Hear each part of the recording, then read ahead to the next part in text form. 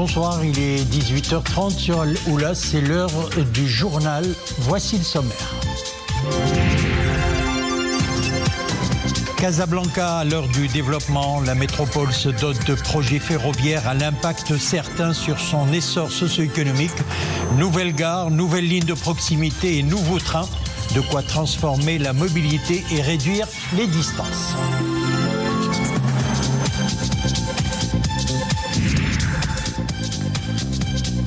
Du train au bateau, et quel bateau? C'est un paquebot qui a fait escale dans le nouveau terminal de croisière du port de Casablanca, tout juste inauguré. Pour ce premier venu, l'accueil a été à la taille de ce géant des mers.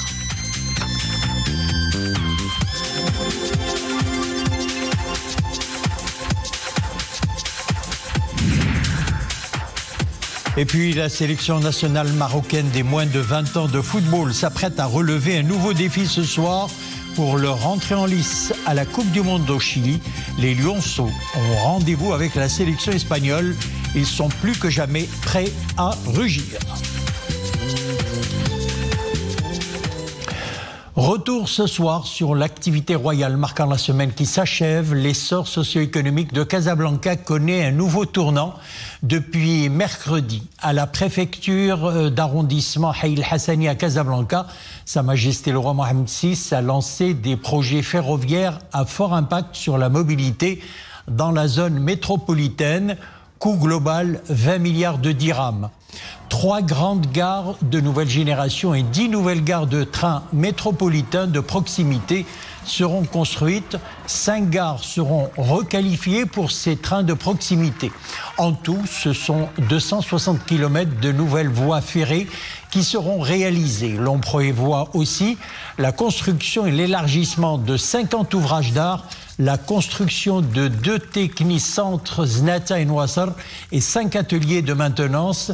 Cette dynamique sera accompagnée par l'acquisition de 48 nouveaux trains pour les services de proximité et région.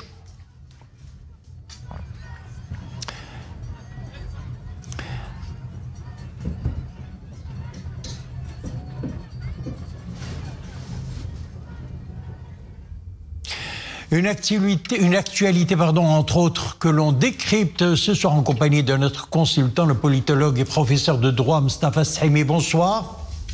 Bonsoir. Alors, au-delà du renforcement du transport ferroviaire, ces projets lancés par le souverain mercredi promettent de transformer les métropoles, Casablanca, mais aussi Rabat et Marrakech. Quand les distances, il faut le dire, se réduisent, ce sont des performances économiques qui se renforcent et par ricochet l'essor socio-économique qui se voit offrir de nouveaux horizons. Oui, effectivement, vous l'avez dit, c'est un grand programme qui a été inauguré par le souverain mercredi, donc à Casablanca. Le montant des investissements prévus à cet égard est de 20 milliards de dirhams. Mais le programme national jusqu'à 2030 et au-delà, c'est 96 milliards de dirhams.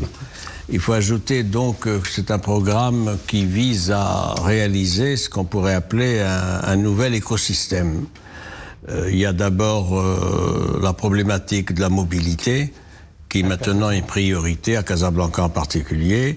Et il s'agit donc de réunir les conditions de promotion d'un transport ferroviaire répondant à des contraintes économiques, mais aussi aux besoins des citoyens.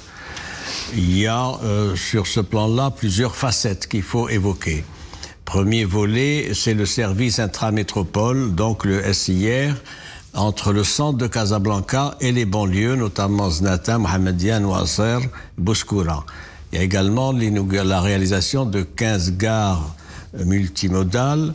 Il faut y ajouter 3 grandes gares à Casablanca Sud donc et ailleurs, avec une capacité, tenez-vous bien, totale de 12 millions de voyageurs. C'est extrêmement important, et donc de passagers. Et puis il y a aussi évidemment ce qui est la deuxième grande gare, c'est celle qui est liée au grand stade Hassan II, avec une liaison directe pour ce qui est de Ben Slimane évidemment et le Borak bien sûr, sans oublier une desserte directe aussi avec l'aéroport Mohamed V qui offre beaucoup d'avantages aux voyageurs, et puis aussi 10 nouvelles gares ce qu'on appelle les TMP, c'est-à-dire les trains métropolitains de proximité. Ce qu'on appelle plus ou moins le RER. Le RER, tout à fait, avec la réalisation de 48 rames pour un montant de 7 milliards de dirhams.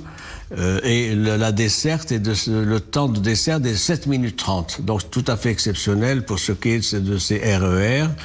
J'ajoute que le flux prévu est de 150 000 voyageurs par jour, ce qui va décongestionner la circulation à Casablanca. Alors, il faut ajouter aussi un système de signalisation de nouvelle génération. Et tout ça doit être fini d'ici la fin 2027. Il y a un problème qui est posé, mais il y a une réponse, problème du financement. 70% de ce programme est assuré par l'ONCF, 30% par la région. Donc il y a des moyens de financement, un programme, et tout ça est d'une grande clarté. Direction New York à présent, c'est le haut lieu de la diplomatie. La 80e Assemblée générale de l'ONU s'est ouverte en début de semaine. Nasser Bourita a eu un agenda, il faut le dire, chargé avec une multitude d'entretiens. Quel bilan peut-on en tirer ? Le bilan, il est double. D'abord, pour ce qui est de la question de la Palestine, le Maroc a réitéré, vous le savez, à travers le discours du chef du gouvernement qui a été élu à l'Assemblée générale, les positions constantes qui sont celles du souverain, qui est président du comité El-Quds, donc la formule des deux États, avec priorité donnée à des mesures d'urgence, lesquelles un cessez-le-feu et une aide alimentaire ouverte et non pas soumise aux entraves que tout le monde connaît. À partir de cela, donc, il faudra engager un processus de transition. C'est en débat, s'interroger sur la réarticulation de l'autorité palestinienne et les conditions devant conduire donc un processus de paix. Maintenant, pour la question nationale, évidemment, c'est extrêmement important. Le ministre des Affaires étrangères s'est beaucoup déployé au cours de cette semaine. Il a participé à ce qu'on appelle la semaine de haut niveau, qui est une semaine qui commence le 22, qui finit le 29, où sont des intervenants, les chefs d'État, chefs de gouvernement, etc. Et sur ce plan-là, donc, il a expliqué la position du Royaume. Quelle est aujourd'hui la situation ? La situation, c'est que jamais, me semble-t-il, pour ce qui est de la cause nationale, il y a eu une telle optimisation du bien fondé des thèses marocaines.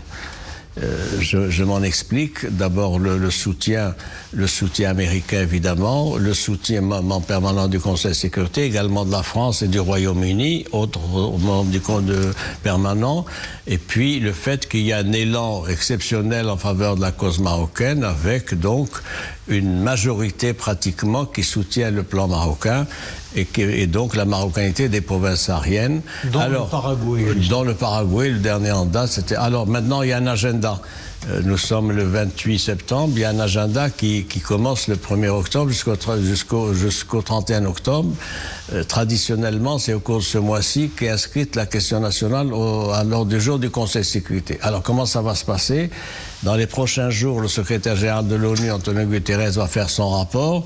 Il avait déjà fait un rapport le 31 juillet, qui était un rapport d'étape. Maintenant, c'est un rapport plus complet qui va soumettre au Conseil de sécurité. Il y aura l'audition et un briefing de Staffan de Mistura, émissaire personnel, plus un autre briefing du chef de la MINURSO, le général russe Ivan Kerr. Et à partir de cela, le Conseil de sécurité va s'atteler à un projet de résolution. Il faut préciser que traditionnellement, c'est les États-Unis qui sont le penholder, le porte-plume du projet de résolution, compte tenu de la position américaine réitérée encore par Marco Rubio et par d'autres sources officielles américaines. Donc, je pense que les États-Unis vont veiller à ce que le projet de résolution prenne en compte les changements et les avancées réalisées dans ce dossier national. Nous en sommes là. Ce qui est à l'ordre du jour, semble-t-il, c'est d'abord une réflexion sur la réarticulation du format de la MINURSO. Deuxième point, le fait qu'il faut avancer, et il faut avancer durablement, donc il y aura de fortes pressions dans ce sens-là. Et troisième point, c'est comment réinsérer les parties adverses, et principalement l'Algérie, dans ce processus négocié. J'ajoute qu'il y a eu toutes les visites faites par Staffan de Mistura, à Alger, ailleurs, tous les contacts qu'il a eu, etc. Et que Staffan de Mistura, aujourd'hui, il a une feuille de route qui n'est pas la sienne. Elle est celle du département d'État, telle qu'elle lui a été notifiée lors de sa rencontre avec Marco Rubio, secrétaire d'État américain, le 5 septembre dernier. Donc nous en sommes là et on attend beaucoup de cette session parce qu'il faut clore ce dossier définitivement. Il y a une grande lassitude de la communauté internationale et il y a surtout une maturation qui s'est faite maintenant qui ne peut aller que dans le sens des thèses marocaines. Parlons économie. Cette semaine, le Conseil de Banque El Maghreb a tenu sa 3e réunion donc trimestrielle. À retenir donc les prévisions de croissance pour 2025, je lis, chiffrées à 4,6%. C'est un bond comparativement donc à l'année dernière avec ses 3,8%. Qu'est-ce qui expliquerait une telle performance cette année ? C'est une réunion du comité du crédit de la Banque centrale qui a eu lieu il y a quelques jours, donc, et ça a été l'occasion pour Wali Banque El Maghreb, Abdelatif Jouari, de faire le point comme il le fait toujours. Ce qu'il dit est toujours suivi avec beaucoup d'intérêt et d'attention. Pourquoi ? Parce qu'il est d'une grande orthodoxie. Par-delà l'agenda électoral et les préoccupations des uns et des autres, il a relevé qu'il y avait effectivement, comme vous l'avez dit, des prévisions de croissance pour 2025 de 4,6%. C'est un mieux par rapport à 2024, c'était 3,8%. Il a donné d'autres indications, par exemple un taux d'inflation maîtrisé autour de 1%. Un déficit courant par rapport au PIB de 2,3%, un déficit budgétaire de 4%, des réserves de change consolidées autour de 418 milliards de dirhams, soit la couverture de 5 mois et demi d'importation. Et il a aussi relevé qu'il y avait un besoin de liquidité bancaire important de 115 milliards de dirhams. Le taux directeur, vous le savez, a été maintenu à 2,25%. Et sur ce plan-là, il a été optimiste mais prudent. Globalement, pourquoi ? Parce qu'il a fait référence à un certain nombre d'incertitudes internationales liées à ce qui se passe dans le monde. Il a également évoqué le problème de la volatilité possible du prix de l'énergie et puis évidemment le facteur agricole pour ce qui est du stress hydrique. Donc des projections optimistes, prudentes. Il a relevé aussi un certain nombre d'autres interrogations, par exemple l'importance du cash dans la circulation monétaire. Le cash dans la circulation monétaire atteint aujourd'hui, tenez-vous bien, 460 milliards de dirhams. Il a augmenté continuellement depuis 2020-2021. En 2021, il était de 300 milliards de dirhams. En 2023, 2 ans après, il a dépassé les 400 milliards de dirhams. Donc, ça tient aussi à un faible taux de bancarisation qui est de 28-30%, même si ce taux a augmenté ces dernières années, il est aujourd'hui de 58%. Ça tient à quoi ? Ça tient à la place de l'économie formelle, ça tient aussi à un paramètre culturel, les gens aiment le cash, par sécurité, tout ça. Puis c'est lié aussi aux 2 années de pandémie, il fallait avoir du cash. Donc nous en sommes là aujourd'hui. Un tableau optimiste, encourageant. C'est un bon signe que les opérateurs attendaient, nationaux et étrangers, mais de la vigilance, de la veille, tellement il y a de défis posés à l'économie marocaine. Mostafa Sahimi, merci d'avoir décrypté pour nous donc l'actualité de la semaine. Je rappelle que vous êtes donc politologue et professeur de droit. Merci. Merci à vous. Nous mettons le cap sur New York pour parler de l'hommage rendu par l'American Jewish Committee à Serge Berdugo, ambassadeur itinérant de Sa Majesté le Roi, en sa qualité de président du Conseil des communautés israélites du Maroc. Serge Berdugo s'est vu ainsi décerner le prix Akiba, remis en reconnaissance de ses efforts inlassables en faveur de la communauté juive du Maroc et de son pays, le Maroc. Sophia Fekrout. Au cœur de New York, plus de 5 décennies de travail au service de la paix et du vivre ensemble sont célébrées. L'American Jewish Committee rend un vibrant hommage à Serge Berdugo, l'ambassadeur itinérant de Sa Majesté le Roi Mohammed VI, en sa qualité de président du Conseil des communautés israélites du Maroc. Serge Berdugo s'est vu décerner le prix Akiba, une distinction en reconnaissance de ses efforts inlassables en faveur de sa communauté et de son pays porté par la commanderie des croyants, dont Sa Majesté le roi Mohammed VI est le dépositaire, une composante fondamentale de l'exception marocaine. Je suis ému et satisfait et fier d'avoir reçu l'Award Akiba de l'American Jewish Committee, qui, comme vous le savez, est l'association américaine juive la plus importante. Nous avons aussi travaillé ensemble sur le renforcement du socle des valeurs qui bâtissent, qui fondent les relations bilatérales vieilles de 250 ans entre le Maroc et le Royaume et les États-Unis.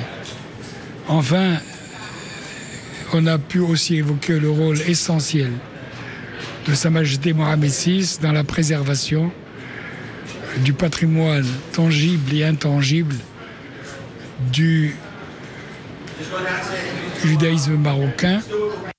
Un hommage aussi aux allures de célébration des liens historiques entre le Maroc et les États-Unis, consacré par le traité de paix et d'amitié de 1787, le plus ancien traité ininterrompu de l'histoire américaine. Des relations qui se sont renforcées par la reconnaissance en décembre 2020 par les États-Unis de la souveraineté du Maroc sur son Sahara. Serge Verdugo est la personne qui nous a introduit à l'exception marocaine, mais aussi à une leçon universelle que représente l'attachement de la communauté israélite marocaine à son pays.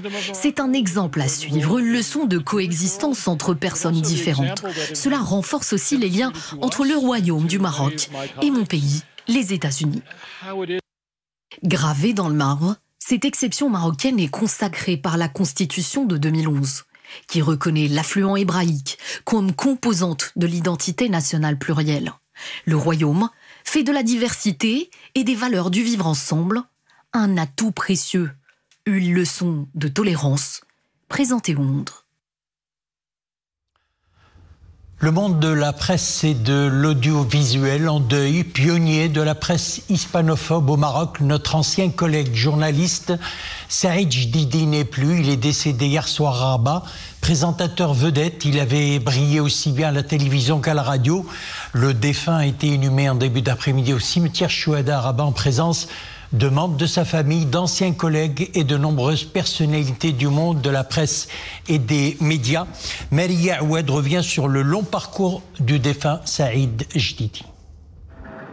Au cimetière Chouhada à Rabat, c'est tout un parterre de journalistes, de confrères et d'acteurs de la société civile qui sont venus rendre un dernier hommage à un compagnon de route, l'un des visages les plus emblématiques de la presse hispanophone du Maroc, Saïd Jdidi. Le décès soudain de Saïd m'a profondément bouleversé. C'est une grande perte pour la presse marocaine. Nous pleurons aujourd'hui un frère, un collègue et un homme précieux. Nous sommes tous venus accompagner notre frère et regretté collègue Saïd Jdidi vers sa dernière demeure. C'était un homme profondément humain qui a marqué de sa présence et de son charisme l'histoire de la télé marocaine. C'était un homme d'une gentillesse inégalée, toujours souriant, que Dieu ait son âme.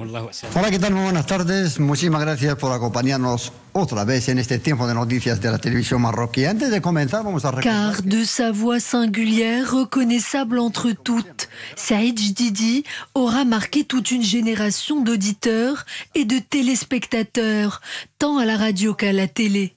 Avec charisme et aplomb, et durant de longues décennies, il était rédacteur en chef, écrivain, journaliste, éditorialiste, autant de qualificatifs pour un homme rare, guidé par une inlassable passion, celle d'informer. Saïd Jdidi écrivait comme on trace une mémoire. De sa plume exigeante se mêlait un mélange de clarté et de profondeur, reconnaissable entre toutes. Il était d'ailleurs de ceux qui ont marqué l'histoire du Maroc.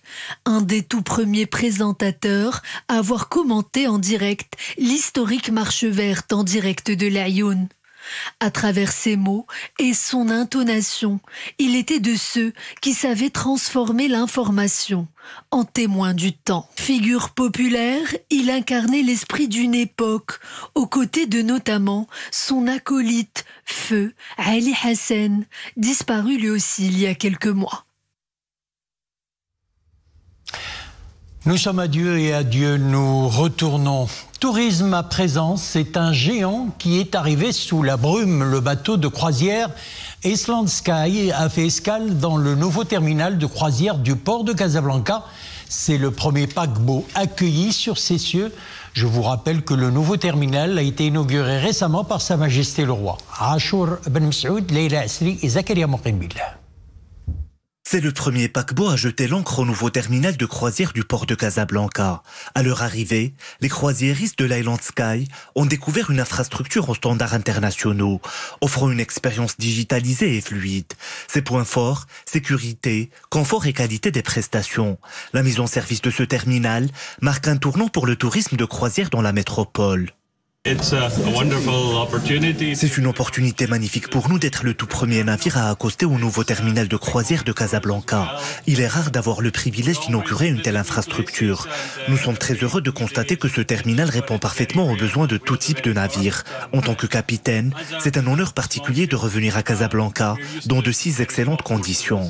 C'est un jour très spécial pour moi, pour mon équipage et pour nos passagers.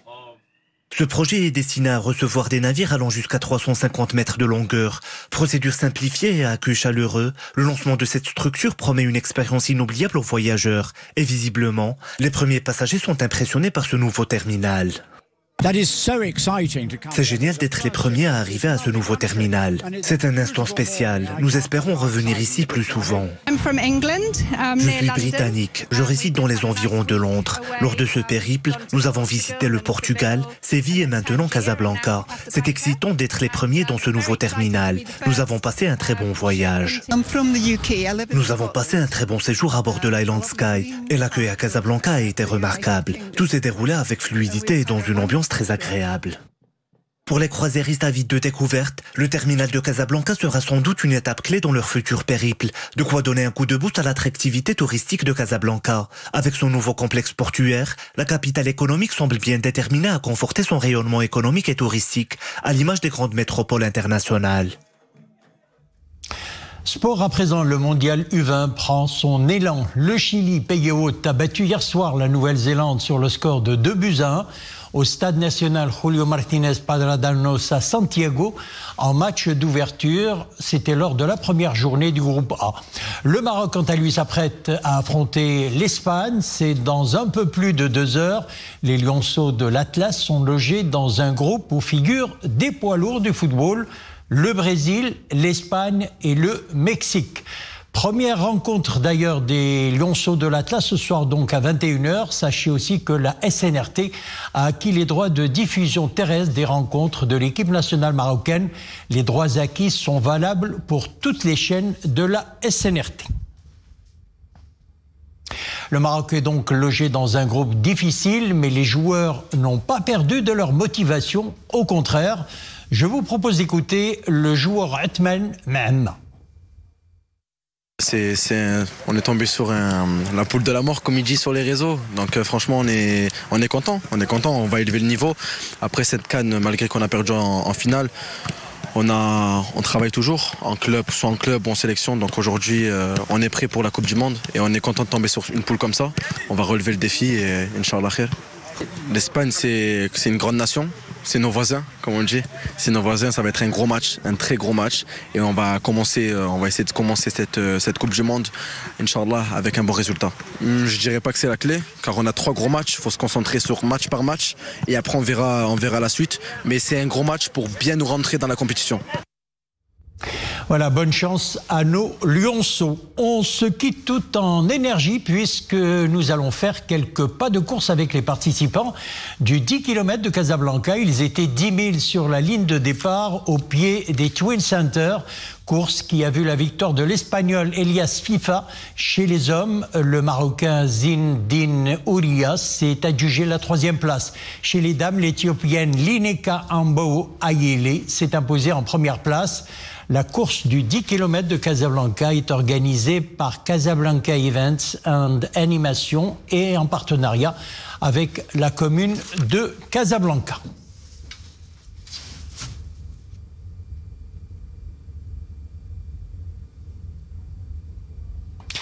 C'est la fin de notre édition. Merci de l'avoir suivi. L'info revient sur Lula 21h. Excellente soirée et à bientôt.